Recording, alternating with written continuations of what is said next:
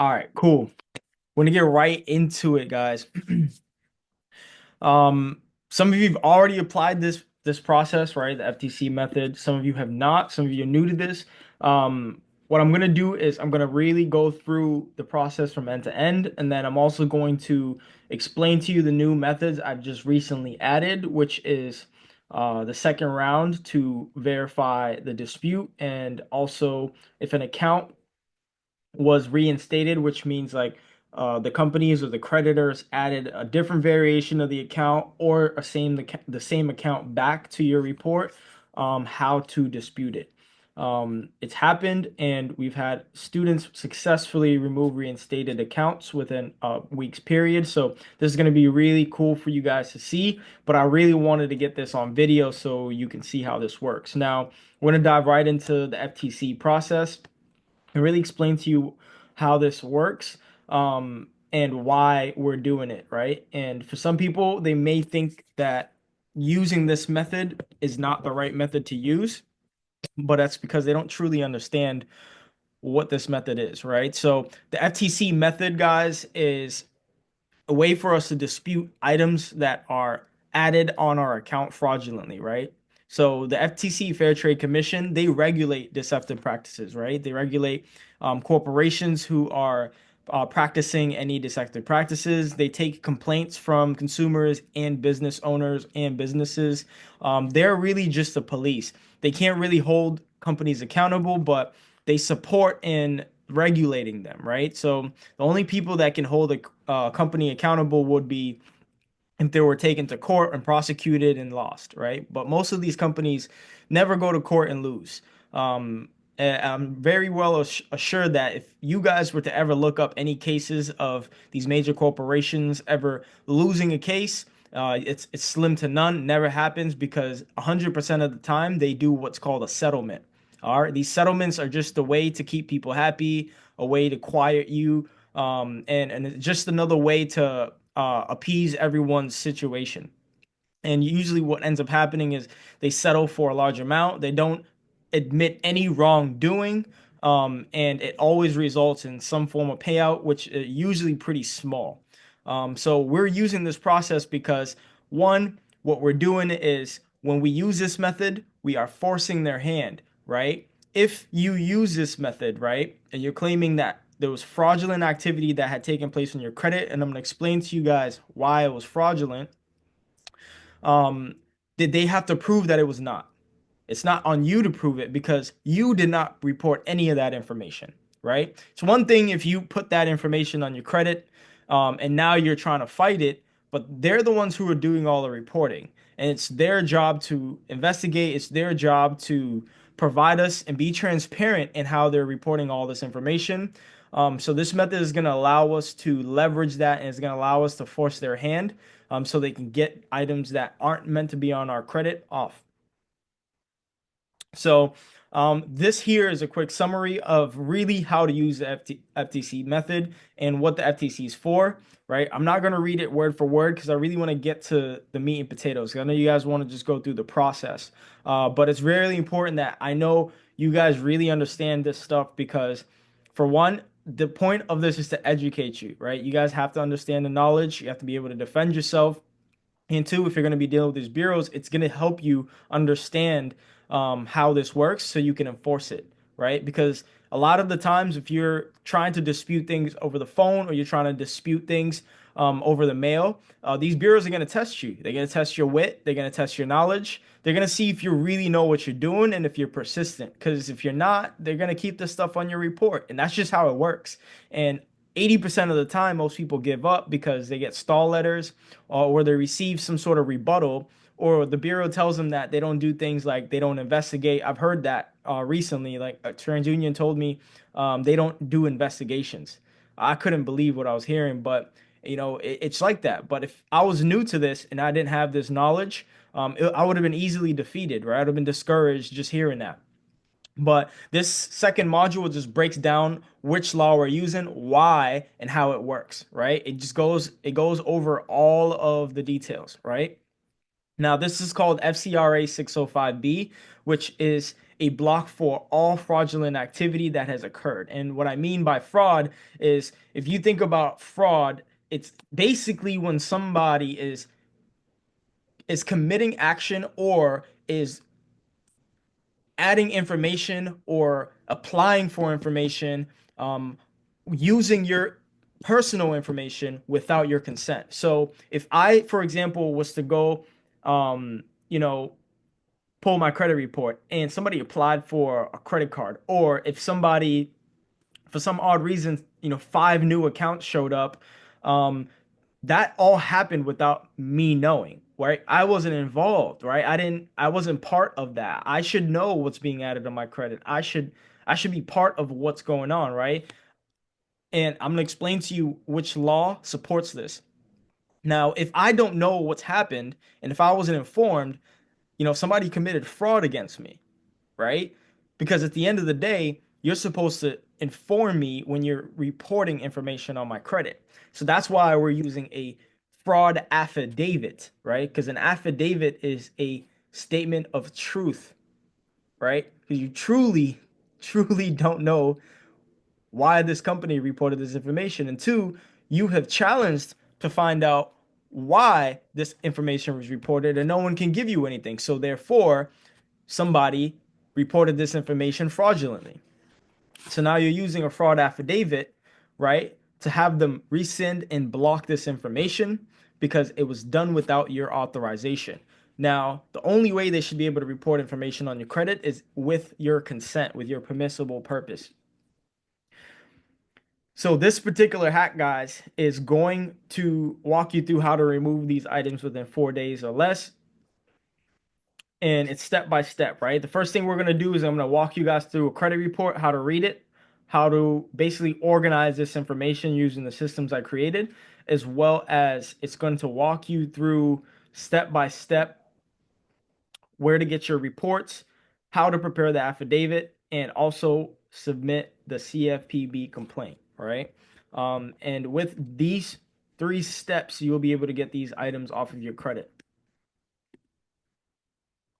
Now, for those of you who are just getting started with us, this is already a video I created, right? I'm just walking through this process all over again on how to do this. So if you guys ever wanted to reference this video, you're more than happy to. This one is also being recorded and I will upload as well.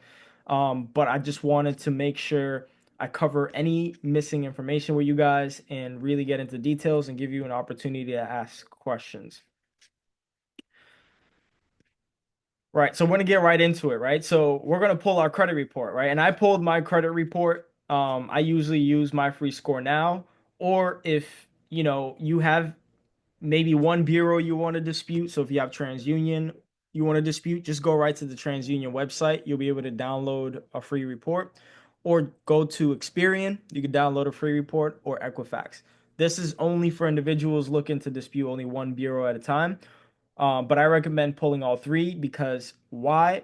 It's going to allow you to see all of the negative items in one place, right? You want to see everything in one shot.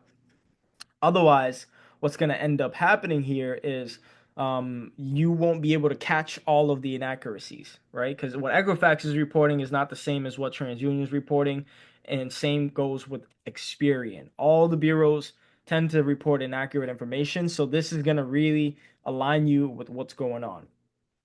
So what I'm going to do is I'm going to pull a credit report real quick so that I can walk you guys through it step by step. So far, does anyone have any questions before I get right into it?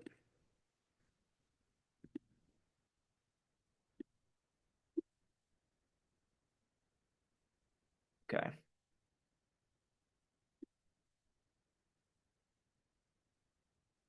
perfect. So I'm going to share my screen again now that I have this report.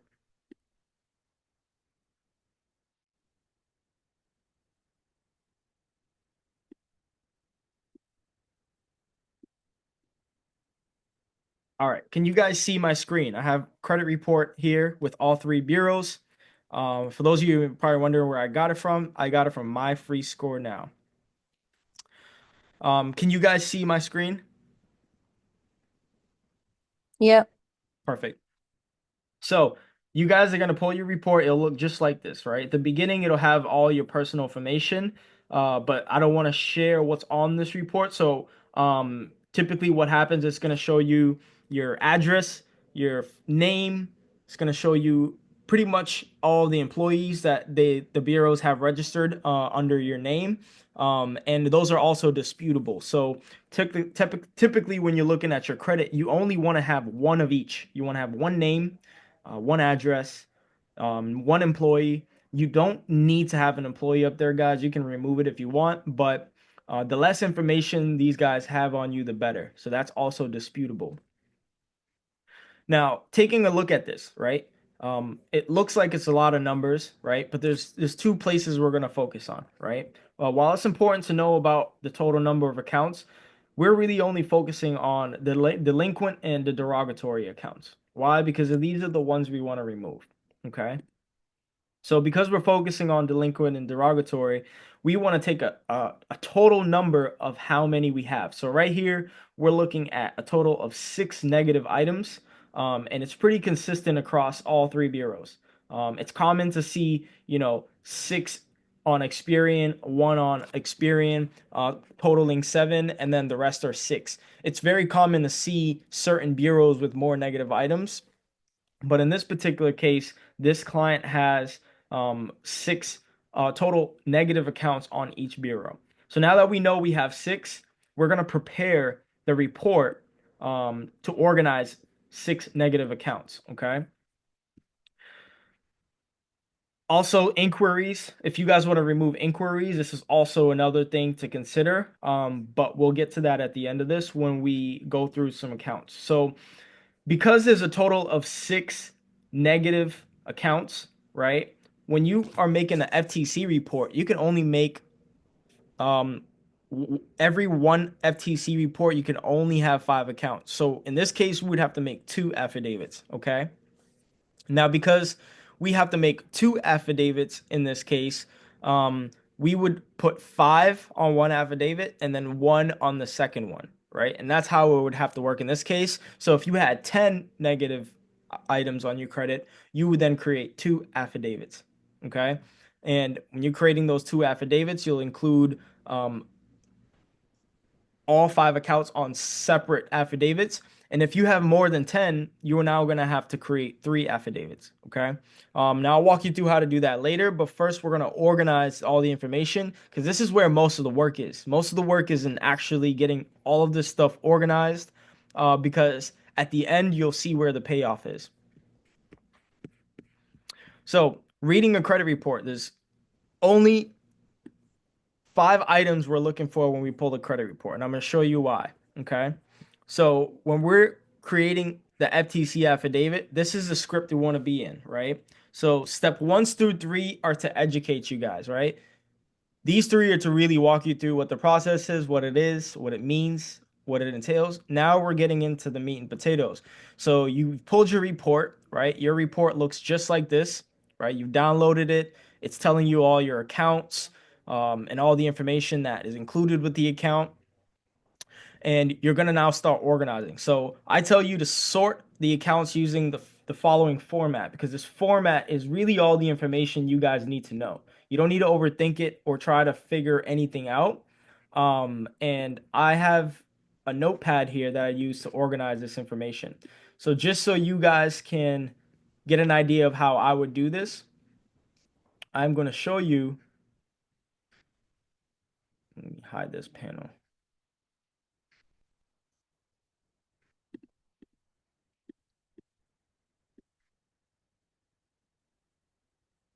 All right, I'm going to show you guys how I would organize this. So I've taken the script from the campus. I've just copied this section and I've pasted it here. So we're going to start with one account. So we're going to go through the report and we're going to start account for account, right?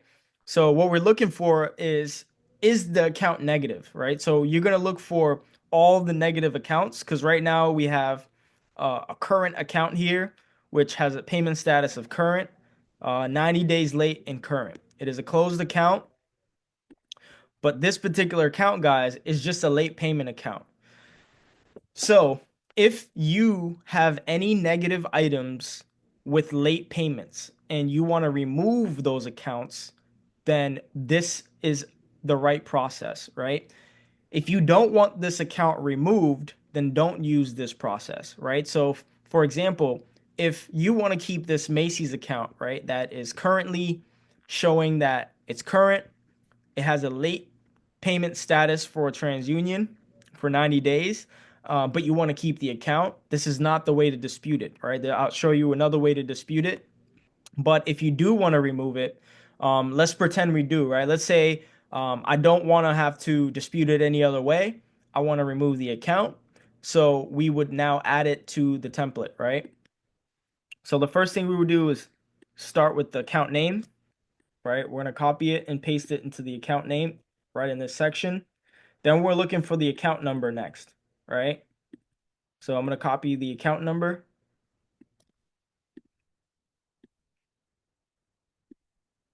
The date it was opened. Now, as you guys can see, I'm basically giving you guys the easiest way to identify what you need without actually looking for it, right? So the date opened,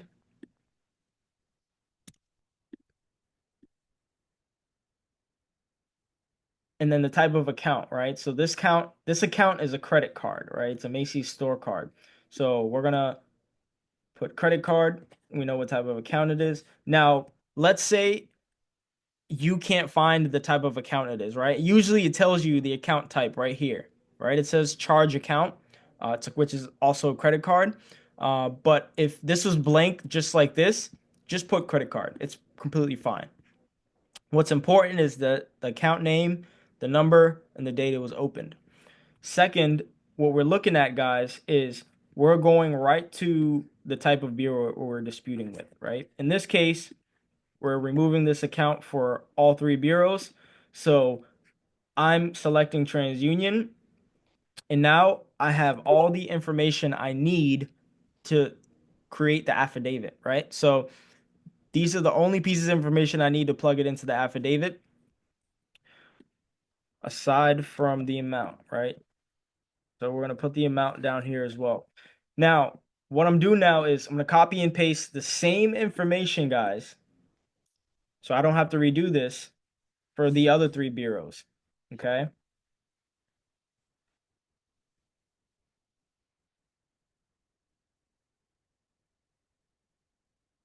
So this the other three bureaus, because this is specifically going to save you time later on. You don't have to come back to this account, because what we're looking for here is the information consistent, right? So the account number is the same.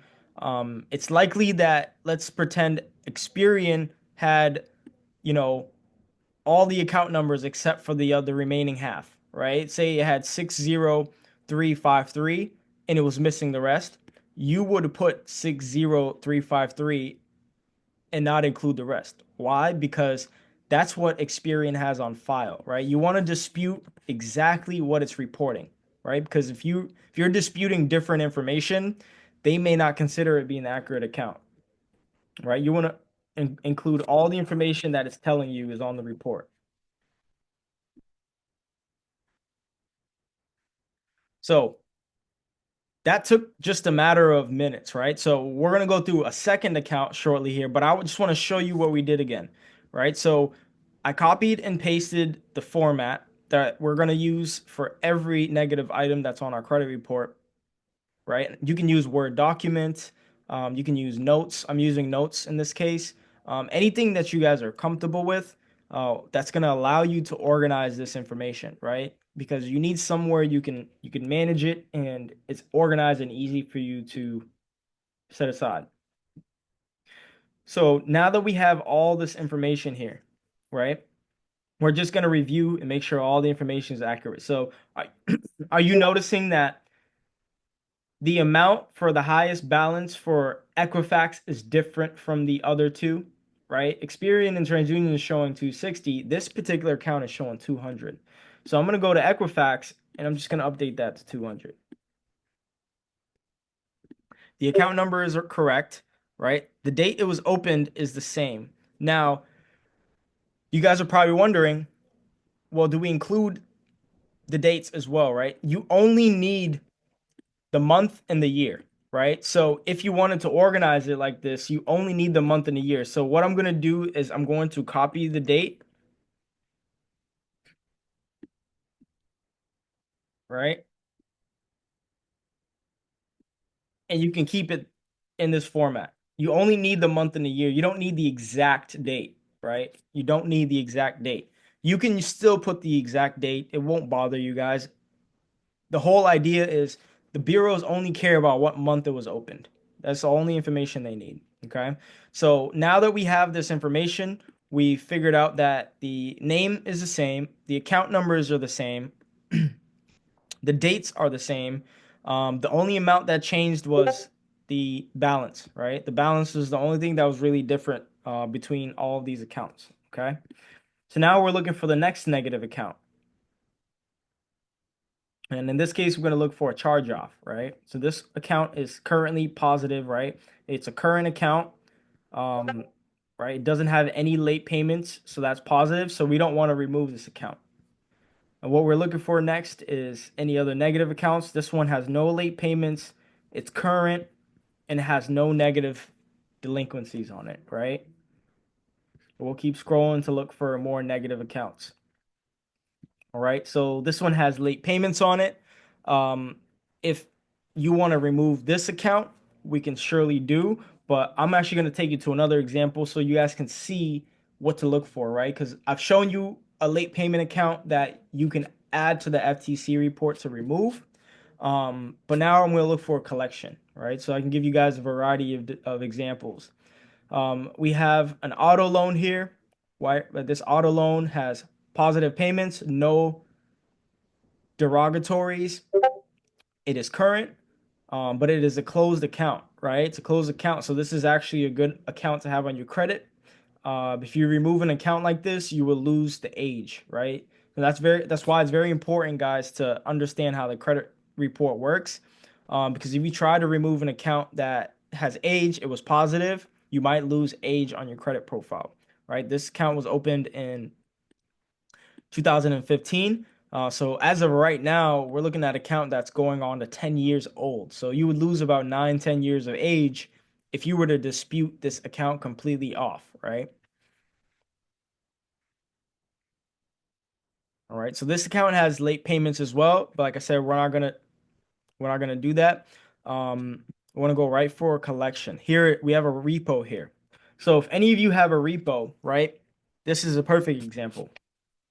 So we have a repossession that we're gonna now go through and add. Okay. So I'm going to simply do the same thing I did for the first account, right? And in this case, so I can speed things up for you guys, I'm only gonna do two accounts each. And I'm gonna add some inquiries just so you guys we can focus on more and getting you guys information versus really doing the entire process. So I'm gonna start with copying the original account and I'm just gonna paste it here. If it's easier for you, you guys can just copy the original template, but I'm just starting with TransUnion because I'm gonna build it from there. So as you can see, we have Bridgecrest. So I'm gonna take Bridgecrest's name and I'm gonna paste it into the account name, right? It's an auto. The type of account is an auto. So you put an auto loan under the type of account, right? It's TransUnion account. And then we're going to copy the account number. All right. So when we look across the board, all the account numbers are the same, guys. So we're going to copy this account number and we're going to paste it. Now we have the account number. Now we're looking for the date it was opened, right? 05/2019. All right. So now we have the date. Now remember, you guys can, eliminate the date or you can keep the whole thing. It's entirely up to you. And then the amount, right? So the amounts are the same across the board, right? So far you guys have noticed this particular account has no differences, right? So the account number is the same, the balance is the same, right? It's an auto loan, Bridgecrest, and the dates, right? The dates, remember, the middle numbers don't matter. We're looking at the dates, right? They were all open the same month and the same year. So now I have all the information I need for this repossession. So now I'm going to copy it and paste it and simply change the bureau.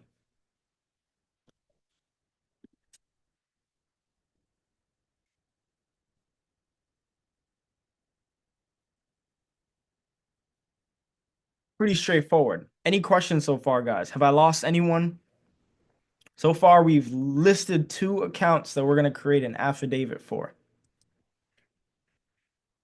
Right? I just, I have a quick question. So when Oh, it says it's like, so I know you said like the credit history is good. So when you see it closed and like the payments are good and it says current, that means I can keep it on there. yes. So that's actually a positive account.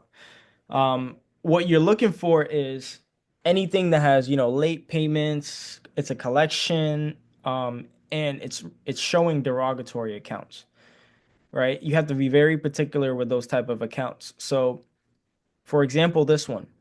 This one is actually an open account, right? This is actually someone's car loan and it's open right now.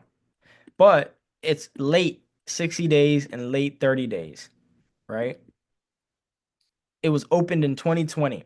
This is not a type of account you want to remove. Why? Because it's actually an account that you are going to need if you're going to be applying for credit. So if people are looking to get lines of credit, for example, if you're a business owner or future business owner and you want to get a line of credit in the future, you want to keep this account because banks are looking to see your history. So this particular account has about 4 years of payment history. Now, even though it has late payments, we can dispute it because it's only showing late payments for two bureaus. So we'd be disputing these two bureaus, Equifax and TransUnion, of these late payments because Experian shows it's current, right? And it's showing it's current, which is inaccurate because when you guys look at this report, what do you guys notice? It's showing late payments for Experian, but it says it's current here in the payment status. Does that make sense to you? Yeah, yeah, it does. So this is completely inaccurate. So what we'd be doing is disputing the inaccuracy of the payment statuses, right? But we're not going to be removing this type of account. You never want to remove an account that has positive history on you. It's open and it's actually helping you because when in the future, if I want to get an auto loan and I'm already 5 years deep into paying one off with positive history, it's likely I'm going to get an auto loan again, right? They see that you habitually been paying on it, you already had one for 5 years. They trust that you'll be able to do well with another. So that's why you want to keep these type of accounts. Because if I was to remove this account, yes, I would have a negative item removed off of my credit, but I lose all of this positive information. So Okay, I get it. in this particular case, we're removing the late payments, right? We're removing the late payments. Now, if you guys are doing this process and you're reading through your report and you're still like, I'm not sure if I should remove this, that's where you guys can reach out to me, right? You can shoot me a DM, and I'll walk you through specifically whether it makes sense to remove that account, right? Because ideally, the accounts that you don't want on your report at all whatsoever, you can use this process to remove. But it's also important to consider if those accounts are actually helping you, right? You don't want to be removing accounts that are actually helping you. So we've got this repossession down. Now we're going to look for a collection, right? So bingo, we got a collection and a charge off here, right? So the status of this is collection slash charge off. So in this particular case, right, I would do the same process. I would literally copy and paste this template and I would include all the following information, right? Um, I would include the account number, I would include the balance, the name, the age, etc. Right? And this is also another auto loan. So I would also consider it an auto loan. Does all that make sense so far? Because we're going to move on to the next step, right? We're going to get right to it. Right now, I'm going to show you what to do with all this information. Okay.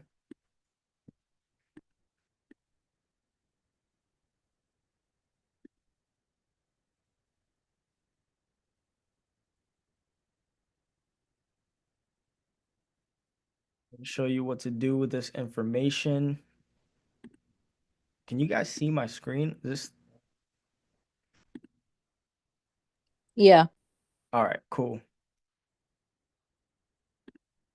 All right, got it. So I like to use DuckDuckGo, guys, because it's a private browser and it just helps me clean it. So where we're going, guys, is we're gonna follow these steps, right? We've created, we're gonna create an affidavit, right? So we're gonna go to the next step. We've gone through, we found all the negative accounts. So we have all these negative accounts that we want to remove, right? Now I'm going to go to the next step and I'm going to copy and paste this information in the chat GBT. So just click the link, right? It should take you right to chat GBT and you're going to literally copy and paste. Everything's copy and paste, guys, so you guys don't have to worry about figuring anything out. So I've copied and pasted that, right? Copied and pasted this, right? Because it's telling you to copy and paste. And now I'm going to add our own edited version of the script, right? So I'm going to go to our version and I'm going to start with one bureau. So I'm going to add this version right here that you see. Okay? And I'm going to add it right to ChatGPT right on the bottom. All right. You guys see what I did there? All right. So I basically copied and pasted this and then I took our own version that we created reading our credit report and now I'm going to paste it into ChatGPT and I just hit enter. And it's going to create a script for us. And we don't have to do any of the work. And we're going to use this script later on, and you're going to see where. Okay, that's done. Now we're going to copy this script. I'm just going to add it to the bottom of this, guys. That's it. Now we're going to do rinse and repeat for each one. Okay, so I'm going to refresh this again. All right, refresh it. I'm going to go right back to square one. I'm going to copy the new script.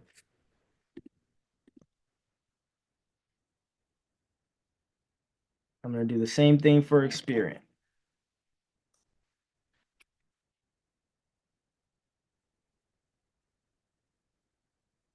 Cool. All is good so far. You guys, everything's making sense and you guys understanding what where I'm at so far. Just, you can throw a thumbs up in the chat. And I'll know if I need to, revisit anything. I'm pasting this now. Equifax, same thing. Now, as you guys watch me do this, I may be doing it fast, but that's because I've done this so many times, but it's to show you how simple it is, right? All of this is copy and paste. I haven't recreated anything. I'm just taking each template and I'm copying it and pasting it into ChatGPT, and it's creating a script for me. Right? All the hard work is done for you guys. You guys don't have to recreate anything. You don't have to read through much. Just have to follow the steps. Right? Follow the steps. As long as you follow everything step by step, you'll have no trouble getting these items off your credit. Right? So I got the script and I'm done.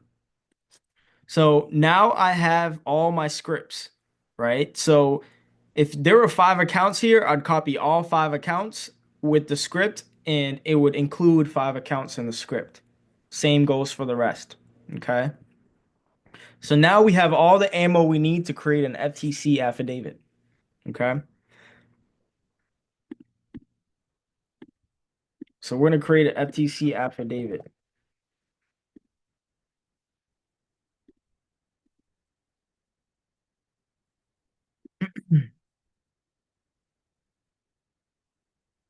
All right, so the next step, how to fill out your affidavit. Now, this is the best part, right? It's very step by step. It's picture formatted. Really, once you're on this module, the only way to mess up is to not read the direction, right? It's actually laid out perfectly, right? It's going to tell you each step, right? What to select, where to select, what to type in. And I'm just going to actually just go through the motions so that we can get on with this and show you what it looks like, right? But when it comes to this particular step, guys, you're just going to go step by step. It's literally even telling you what options to click. So if you have specific accounts you need to, select on your report, for example, if you had an auto loan, you'd select, the car loan. If it was a personal loan, you'd select personal loan. Really, it's all depending on what type of account it is, and you would pick one accordingly. All right. So I'm gonna go right to identitytheft.gov to show you exactly what we mean. So as you look at what type of account we got here, guys, you're gonna select what options you have. So we have a credit card here, and then we're looking for one with an auto, right? So we got, this has student loans, small business loans, mortgages, car loans, right? So we're gonna click these two. I'm gonna hit continue. All right. So always select the first option for credit cards, right? And then when it comes to the car loan, you're gonna also select that and hit continue, and then next. Right? So now we're here. It's going to ask us to input the information for the credit card. Okay. Now we're going to copy and paste everything step by step. Right? It's going to ask you, when do you first notice this problem? You're going to pick the year, the month that you are submitting this. So right now we're in January 2025, right? If you were completing this a week from now, you'll be doing February, right? But right now we're in January 2025. And then the date it opened, right? Open November 2020. We pick November 2020. The estimated total amount. So this is where you guys will need this number, right? That's why we set it aside, because now you don't have to go back and forth on the credit report, right? Because if, for example, I was missing this number, I have to go to the report and find it, right? Or there are some cases where it doesn't have a number or the amount is zero, just put zero, okay? It's completely fine to do that. All right, now we're going to copy the account number. It's asking for the account number now. Now, if you guys are getting this message, it's because of the asterisks. So we're going to use 4 X's in its place. And then we're going to add the next account, right? So if you're on this step and you have, let's say, 5 credit cards, you would continue to hit add another fraudulent credit card, right? But in this case, because we only have 1 for this particular account, we're going to move on to the next type of account. And now we're going to add Bridgecrest.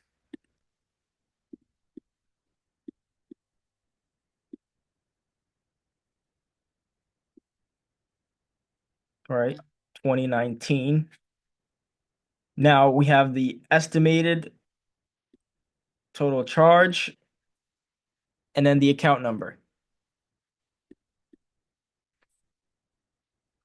And I've simply replaced the asterisk with the X because it doesn't accept it. So now we have our 2 accounts uploaded, right? So you would rinse and repeat this exact process, right? Going down the list. So if you had another 3 more accounts to add, you would just continue doing the same. But now that we've added our 2 negative accounts, we're going to now move forward and continue this process.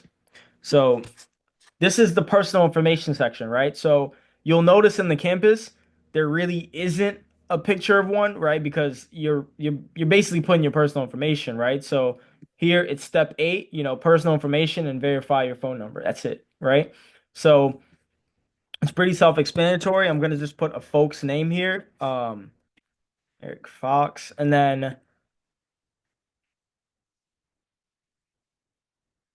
let me just use an email. I know will work.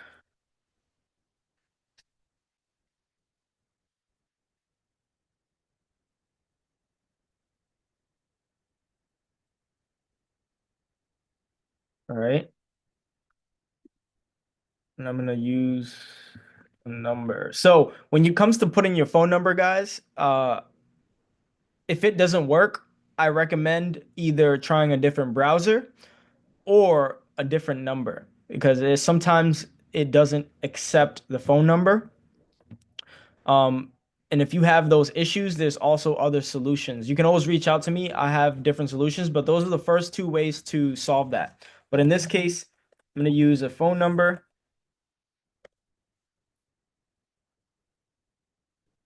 To verify,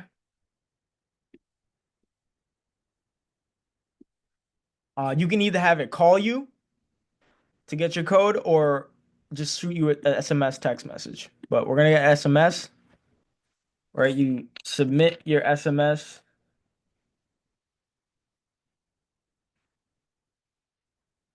and it verifies you. Okay. So far I've put in my first, last name, email, right? Put a date of birth. Just gonna pick a random one, right? 2, 3 Street Ave, right? Dallas, or are you, Texas? 2, 8, 4, 5, right? This is not very important. So how long you've lived there, you could just put anything, guys. The most important is your current mailing address, your date of birth, your email, the phone number, and your name. Those are the top priorities when you're filling this information out, right? You're not even going to see your own birthday when the report pulls, right? But put your birthday, but that's why I'm referring to what the most important info is, because once this FTC affidavit is produced, you're only going to see that information. Second, the only people that are going to have this information when you submit this is the FTC, right? So when you submit this actual affidavit, the only people who have access to this FTC affidavit are the FTC and you, right? There's only two people in this world. Once this is submitted, they're going to have it. And in order for the bureaus to claim and investigate, they would have to get in touch with the FTC, right? So when they're reading the FTC report after you submitted it, they're looking for that particular information that is listed. Now, when we get to this section here, right, it's going to ask you, have you reviewed a copy of your credit report? You're going to hit yes, because you did, right? You looked at your credit report and you saw negative items, right? Were there fraudulent accounts? Yes. In this particular section, you can do things like name changes. So if I wanted to remove a variation of my name, so let's say, for example, it was Eric uh, Fox Brown, and that's not even like my full name, I would do that, right? Or I would do Eric, let's say Eric J. Fox, which was wrong, right? Say I only wanted Eric Fox, right? I would only want Eric Fox. So I'm going to remove all the other different variations and ask you to use a comma to separate them. So this is where you would add any false names that you don't want there. Addresses. If you have any wrong addresses, you can also do that. So 1, 2, 3, street, circle. Just to give you guys examples. Phone numbers. If they have multiple phone numbers listed that you don't want on your credit report, you can also include. Now, remember, this is for each bureau. So this is where you guys also have to be mindful of what's on your credit report. So if, for example, TransUnion was reporting 3 phone numbers, Experian was reporting 1, and Equifax was reporting 3, you would dispute 3 on TransUnion, 1 on Experian, and 3 on Equifax, right? It'll be different for each bureau. So you just have to keep in mind how many each bureau is reflecting, okay? And let's just say in this case, we want to remove 1 number that's incorrect, all right? And that's that. Now, if you guys have inquiries you want to remove, so we'll go take a look at the report. And right now, what we're disputing is the first bureau, right? TransUnion. So we're going to go right to the report at the bottom, and it's going to tell us how many inquiries we got. So as you can see here, there's a bunch of inquiries, and we got 3 for TransUnion. So we're going to just take these TransUnion inquiries and we're going to add them to the report. You're going to add the company. I'm going to take the next one. You're going to add that as well. Right? So we've now added all 3 inquiries that we want to remove off of our credit report that are showing. Now, when you're removing inquiries, guys, you don't want to remove inquiries for products you've been approved for. Okay. And if you're probably wondering what I mean, if you got a credit card yesterday and you got approved for it and it's on its way, you don't want to be disputing that inquiry because you got approved for something. But if you got an inquiry that you applied for and you didn't get any products for it, you weren't approved for it, you can dispute that inquiry and have that removed, right? But for anything you have received products for and you were approved for, I don't recommend you removing because some banks, they'll either close that account down because you disputed that inquiry, um, or it may not happen. But you don't want to find out the hard way that they're going to close out an account that you just got approved for. Okay, so that's just something to keep in mind. But for example purposes, I'm actually just going through what to do in this case. Now, when you're looking at Experian, they have more than three because you can only do up to three here. It tells you that if there are more than three, please list the additional in the personal statement of the report, right? So if TransUnion had four inquiries, right, well, we'll pretend that it has four. I'll add it to the personal statement so that they can remove the fourth as well. That makes sense so far?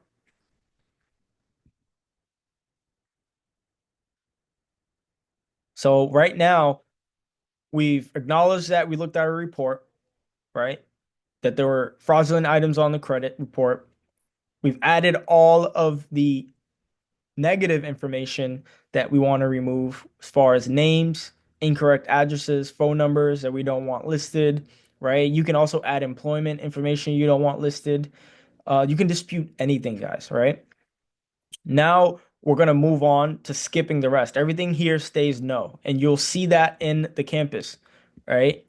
The picture examples tell you exactly what to do, right? You'll skip no because you don't need to fill out any of this information. And we hit next. All right, so this part is very important.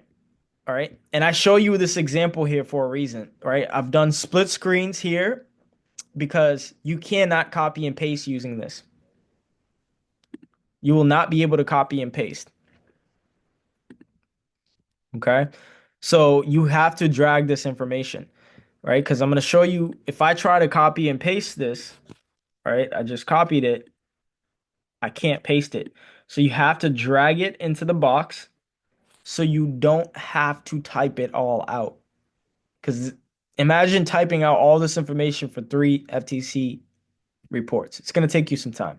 So to efficiently get this done, save you time, right? I discovered that dragging this over is going to save you a ton of time, right? So I said earlier we're going to add one more inquiry to the credit report. So let's pretend we had, you can just say, please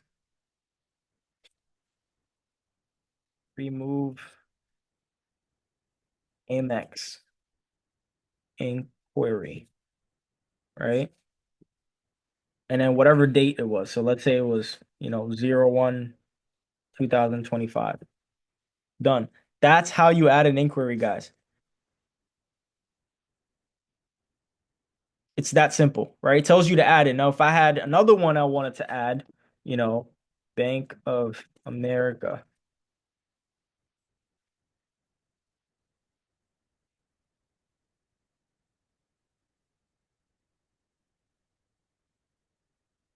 and then now it will remove both of these inquiries. All right. And that's how that goes. So far, we've executed everything from end to end for TransUnion, right? We've gotten all the information we needed from our credit report. We've listed it, organized it. You've seen how efficient it makes the FTC reporting, right? You guys don't have to do very much work once you get to that point. You're simply plugging in the information, right? You're going to drag the information over for the statement, and then you're going to create a report. So as you see this report here, right, take a look at this. It's literally giving you all the information that should be on a report, right? You've got the first name, last name, email, phone number, address, right? And then when you officially submit this, it's going to create a FTC report number, right? It's going to create a report number, and that's you're going to need that later on. But right now, we're verifying that all the accounts look good. and everything that you wanted removed is going to get removed. All right. You see all the inquiries added, right? All the names we want to remove. All this information is here, right? It's all good to go. So now we check this box, right? We check this box and we're going to finalize it, right? We're going to submit it. All right. So I'm going to submit this. And when you get to this point, guys, you're going to hit no thanks, submit without creating an account. And you're going to hit submit without creating an account and continue. Because if you create an account, it's going to make things a little bit more difficult for you guys. You have to log in and all this kind of stuff. But you can do it without creating an account. Now we're going to download it. This is very important, guys. Save this document, right? Save this document, right? FTC report. Save it to the desktop, all right? So now that I've saved this to the desktop, right? This is all saved. We're going to move on to the next step, right? Does anyone have any questions so far before I move on to the next step? No questions? All is good? Hi, Lindsay. Nice to have you. Awesome. So no questions so far. All looks good. Perfect. We're gonna move on to the next step, right? So we're gonna move on to the next step. Now, what you would do is rinse and repeat that process, right? That we just did to get an FTC report for Experian and for Equifax as well, guys. Okay. Right. I'm not going to do all three again, right? Or all the rest of the remaining two, because for the purposes of getting this moving forward for you guys, I'm just doing one so I can give you all the value. So we're going to rinse and repeat for Equifax and Experian until we have everything.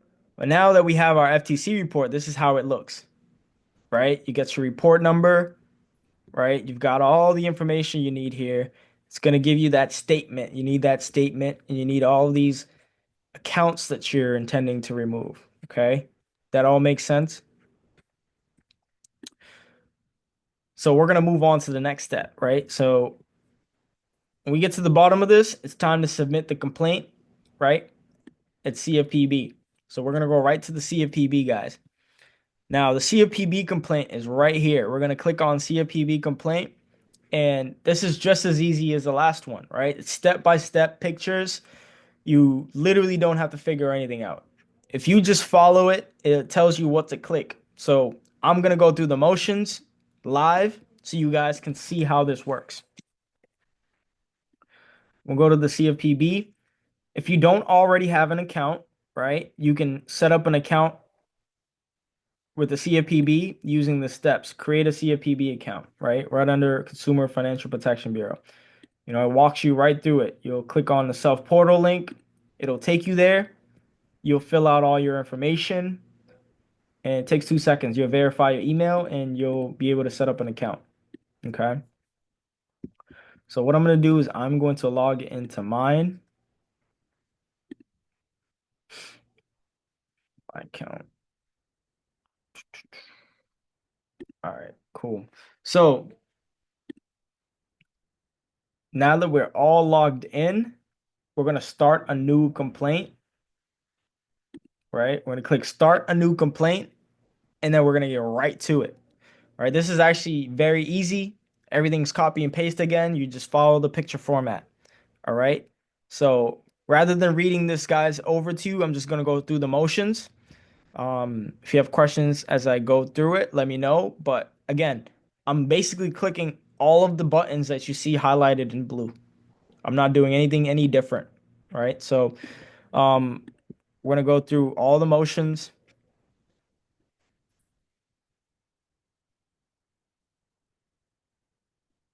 All right. Like I said, everything I'm clicking is in the module. So I'm not doing anything different to confuse you. But if you follow it step by step, you won't mess up. Now, this is where we copy and paste the statement. Okay. So here's where we're at. All right. This is a very important section, guys. We're going to copy the statement. right? The top statement, and we're gonna paste it here. And we're doing TransUnion. So for the bureau, we're only changing this to TransUnion. That's it. That's the only thing we're doing. Then you're gonna copy the statement from the FTC affidavit. So we'll go to the statement. I'm gonna copy it,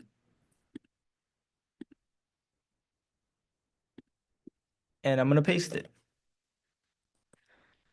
And I'm gonna go back to the next step, and I'm gonna copy and paste the bottom section once again, and I'm gonna paste it. Now, there's a private case number here that you're gonna need to add, right? And that's what I was telling you about earlier. It's this private case number because that's your report number, right? That confirms that you have a report number. And we're gonna paste it. And that's done, right? That's the first section. That's what you're gonna submit in the what happened section, right? It's asking you what happened, describe what was involved, because this formal complaint is gonna go out to the CFPB and the bureau is gonna have to respond to this. Okay. Then we're gonna move on to what would be the fair resolution to this. The fair resolution would be to copy and paste this, guys. All right. Once again, make it super easy for you. TransUnion.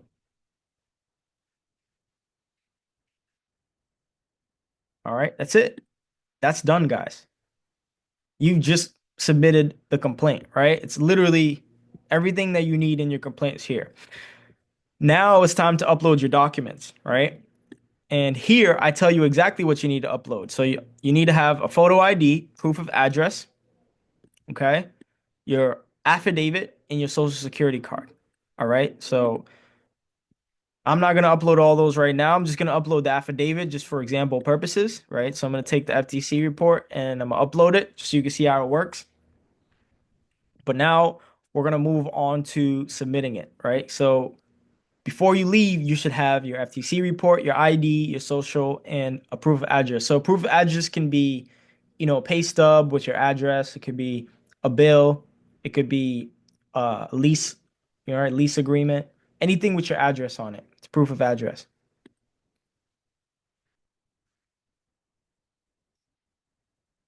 All right. So here is where we submit the company, right? So you technically search it up in the search box. So you type in TransUnion and we'll submit it to TransUnion. If you want to do it for Equifax, it would be Equifax, right? And then you see it will pop up. Just pick Equifax, right? But in this case, we're doing TransUnion. All right. Now these are optional. You don't need to include this, right? It's optional. So we're gonna hit no, and we're gonna move on, right? Because we are sending it to TransUnion, and we don't have any other company to complain about. All right, so this is myself. That's all my info. So any other info here, guys, right? All this stuff that you see, you don't need to add anything. It's all optional. Optional, optional, optional. Don't volunteer your information, right? It's all optional. So we're skipping through that. The only information you're going to put here is your address. And that's it.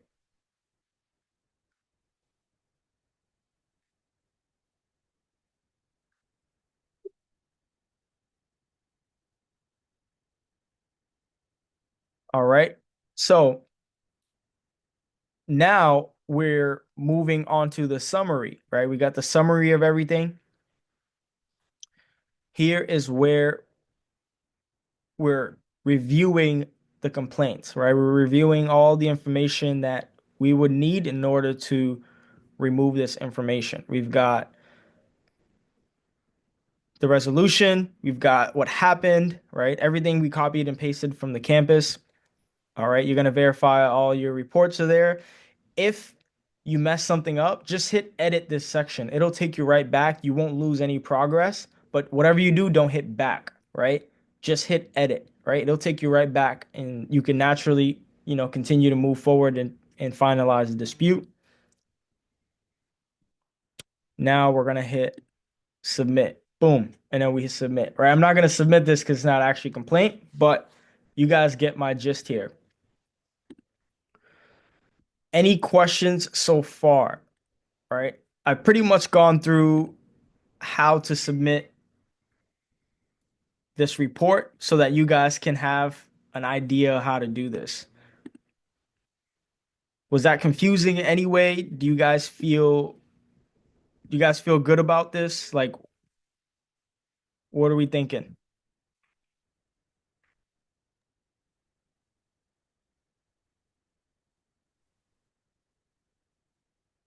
Perfect, perfect. So I'm gonna obviously record. This is all recorded, so you guys can. This is all recorded, so you guys can actually review it for a later time. But I wanted to make sure you guys had everything you needed to remove negative items off your credit, right? Because if you have any negative items off your credit, this stuff works, right? Let me share my screen one more time just to show you, right? Because ultimately, we've had clients who receive results within that 4 day period. And if you guys receive stall letters like this, right? So TransUnion would send you something in the form of email telling you that they won't request it or they received your request, but they are not accepting it, right? Most of the time it's a stall tactic. They're trying to stall you. They're telling you that they're not going to do anything, but in reality they will, right? Because if you pay attention to the type of accounts here, we got a DCU, LVN, an Upstart, Toyota Motor, Cap One, right? Pay attention to these results 6 days later, right? It's the same accounts, Cap One, Digital, right? That was 925, guys. That you guys are looking at these results. So it tells you at 925 that they weren't going to remove anything. But on the 1st of October, right? On the 1st of October, all of these were deleted. Same accounts, same exact accounts were removed 6 days later, right? So if you're receiving things like stall letters, all of this is meant to discourage you, right?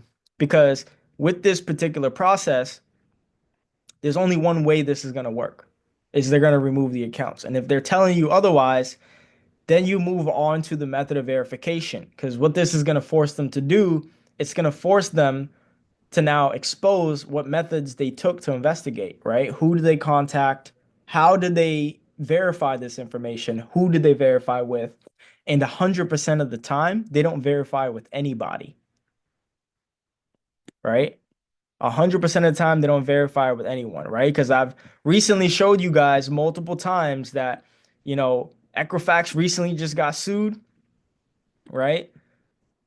For failing to properly investigate. Experian also got sued for failing to properly investigate. TransUnion's next, right? They're gonna get sued too. It's just a matter of time because these companies are not actually investigating the way they're supposed to. They're not going to be reviewing this information. So we're now forcing their hand again, once again, to verify how they went about this, right? Because they're supposed to. And this law, FCRA 611, it requests that they have to be transparent through their investigation. It's just like a police officer, right? Now imagine somebody came in and robbed your house and the police officers are investigating. But when you go and you're calling the police station, say, hey, any updates on what's going on with this investigation? Have you found the guy? And then they're telling you, oh, I'm sorry, we can't give you that information. What do you mean? Are you not looking for whoever did this? Right? That's the whole point. They're supposed to be transparent. They're supposed to tell you, we've got in touch with, this creditor and that creditor. We haven't heard back yet. That's how it's supposed to be. The police officers should tell you, oh, so far we don't have any leads, but we're working on it, right? They're supposed to be transparent, but they're never transparent because they're never really investigating to begin with. And this is just based off of my experience. These guys do not investigate. There's no investigation done. It's all sham. And any letter you receive in the mail that does not include this item has been removed off your credit report is just a stall tactic. It's all to just discourage you. It's all to tell you you're wasting your time when you're really not. You just have to put more pressure on them. Same way these creditors, once an item goes into collection, they're calling you. They're sending you letters. Guess what we're doing? We're doing the same thing back. right? We're calling them, hey, how's my investigation going? Like, where are we at? Is this off yet? Why not? Right? If you're not going to get an answer right then and there, continue to apply pressure. But what happens is a lot of people give up during this part, guys. A lot of people give up during this part. That's why a lot of credit repair agencies are there really helping people fix their credit, but some of them aren't using methods that are going to remove items off their credit as fast as this. They're using the standard methods, right? Now, this method is again for accounts that you really want to remove. If you have accounts that you just want to dispute late payments, I have letters and I have processes for that, right? We have letters here to dispute negative items. Round one, student loan validation letters. We have um, student loan removal complaint when you're disputing it. We have a debt validation letter for any collection companies. We have late payment letters, auto deletion letters. Guys, we have all kinds of letters, right? Those are the standard ways to remove negative items. But this is for anyone who's particularly looking to remove negative items off of their credit in a short period of time, whether you're looking to get into a house in the next 30 days, whether you're looking to, really get an auto loan in a short period of time, and you need those items off quick, right? And I told you guys earlier that I was going to show you which laws supported this, right? And it's permissible purpose. I use this because permissible purpose is one law that actually these credit reporting agencies are supposed to follow, and they don't actually follow wholeheartedly, right? Because they're technically supposed to um, inform you of what they're reporting before they report it, right? And I'm gonna skip right to it to show you exactly where it says it. But right, any consumer reporting agency may furnish uh, a consumer report under the following circumstances and no other, right? Which include these bullet points, right? But the most important ones are right here under this disclosure, right? So, in general, except as provided in subparagraph 4, a person may not procure a consumer report or cause a consumer report to be procured for employment purposes with respect to any consumer unless a clear and conspicuous disclosure has been written to the consumer at any time before the report is procured. So basically, it's telling you until you've notified the person you're furnishing the report for, you have to inform them, right? You need to let them know that you are reporting this information, right? And for what specific reason, right? Was it for employment purposes? What specific reason were you actually furnishing this information for? Second, the consumer has to authorize, right? So the consumer has authorized in writing which authorization may be made on the document referred to in the clause, the procurement of the report by that person. So they have to give you written authorization in order for them to report, right? Your credit report is technically only supposed to have employment information. For example, your house, your address, your phone number, your age, date of birth. Literally, like that's all your credit report's supposed to have. The basic personal information, right? That is what your credit report is for. Your credit report is not to report credit cards and stuff. It's not for it to report houses and mortgages. It's literally for employment purposes. That's what your credit report is for, right? Your FICO score and your credit report are not the same. They're completely two different things. But the system has built it so that both of those are used by banks, right? To lend you guys credit, right? All of it is part of the game in the matrix, right? They're using this to actually keep you guys stuck so that you guys don't get access to credit, right? So they're playing the game at a high level, so do we, right? We're playing the game at a high level, right? Because at the end, they still have to prove that these actions were not committed against us. So if we're claiming that a fraudulent account has appeared on my credit report, right? They have to prove it. They have to prove that you had given them written consent to report this information. They have to prove that the account was yours, especially collection.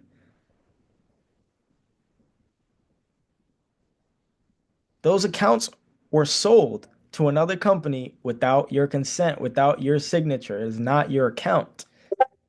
Charge-offs, not your account. A repo is not your account. But they're reporting these things because remember, when you go and apply for that house, when you go apply for that loan, you go and apply for that car, guys, you are in front of the rep. You're in front of the realtor. You're in front of the car dealership manager signing those documents, right? You are signing those documents. You're part of that transaction. But how is it that a collection company is reporting information on your report and you were never present for any of it? How is it you owe that if you weren't part of the decision making to begin with? It was all fraudulent. You sold a loan to another company. Now, this company is fraudulently trying to collect, and they're wrongfully trying to collect. And that's why we send letters like debt validation letters whenever they are trying to collect, right? Once these accounts are removed, guys, they're sending you letters, you send debt validation letters, right? We're getting all this information off. No time is being wasted, right? I've got litigation cases here, helped clients, dismiss debt collector cases. They've been sued by a debt collector. We get those dismissed, guys, right? Because we request certain information that they cannot prove. We're getting those dismissed. It's gone, right? This is an example here, right, of a client. This is the letter we used, but this is an example of a client. We got his court case dismissed because this company here, right? I'm not sure if any of you guys received letters for them, but they're called Rubin and Rothman, right? They're a collection law firm, right? That's another scary tactic, guys. Collection law firm, right? They're a debt collector, right? You see here R&R file number, right? But they claim to be a plaintiff who is Capital One. So the person who doesn't actually read this document is going to be like, man, Capital One's coming after me and they're taking me to court. You got an attorney, right? These are all big words. People are like, damn, like I'm in trouble. But guys, this is the same company, right? Now they're posing as Capital One. This is the same case number, guys. Same company, R&R LLC, Rubin and Rothman, that was trying to collect on this client. But when we realize that they're claiming to be Capital One is the one that should have been initiating this lawsuit. Capital One had the right to take you to court, not Rubin and Rothman. You understand, guys?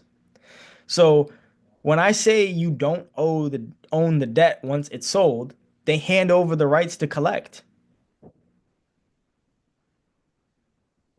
They handed over the rights to collect. Once Capital One sold the debt to Rubin and Rothman, now it was Rubin and Rothman's problem. But you weren't part of it. The only person who had the right to collect and actually rightfully take you to court was Capital One because you went into an agreement with them. So these are just examples, guys, of how these companies work and why we have to stand our ground when we are disputing negative items off our credit. They literally are doing everything against the book. They're doing everything against the book because they only make money when you are doing bad. They are going to report negative items on your credit because they get paid for it. It's another reason why it is fraudulent because it's for their benefit, right? If I'm applying for a credit card under someone else's name and I'm running it up, it's for my benefit. I'm going to the store, I'm using it, it's for my benefit. I'm fraudulently using someone else's card. So if I'm fraudulently putting information on your credit that you are not aware of, that you're finding out later on, and now it's hurting your credit, it's fraudulent. we're using an affidavit of truth, FTC affidavit, to get this item removed. And I'm going to explain to you why it works again and again. This works because these companies have to prove that it is not, which they cannot do, right? And the people we're disputing with are the bureaus. We're not disputing this with the creditors. We're going straight to the bureaus, right? We dispute only with the bureaus because it's the bureaus reporting this information. The creditors may be furnishing it, but the bureaus are reporting it. The bureaus have just as much power as the creditors. We only deal with Equifax, Experian, and TransUnion in this case. All right. So now that's to summarize that call, guys. Was there anything you guys wanted me to, refresh you on? You feel good? I know it was a lot of information. I tried to like keep it concise, but hopefully you guys have a good understanding on that. So anyone that has negative items on their credit, that is the best way and the fastest way to remove it.